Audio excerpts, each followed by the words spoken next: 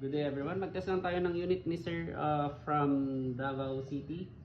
Ang unit na binili niya is Tokyo Marui MK18 made in Japan. Then bumili din siya ng extra 3 magazines. Puro Tokyo Marui lahat yan. So test lang natin. Oh my god. Ayan. Semi-auto muna. He's doing it. So firing. Okay. Semi-auto. Full auto. Oh my god. Pag naubos yung BB, tanggalin yung magazine. Then maglagay ng bagong magazine.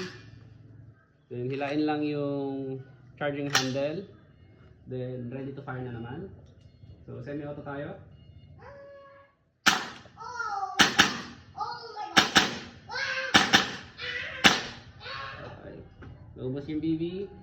Tanggalin yung magazine. Then, pwede nyong i-push yung bolt release or hilain yung charging handle. Pero mas gusto ko kasi yung hila yung charging handle.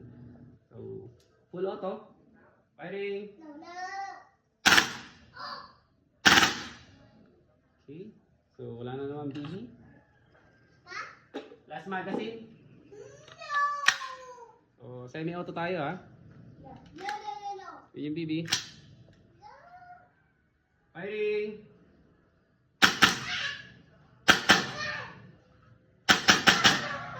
Okay. So, Tokyo Marui MK18 made in Japan. Thank you very much, sir.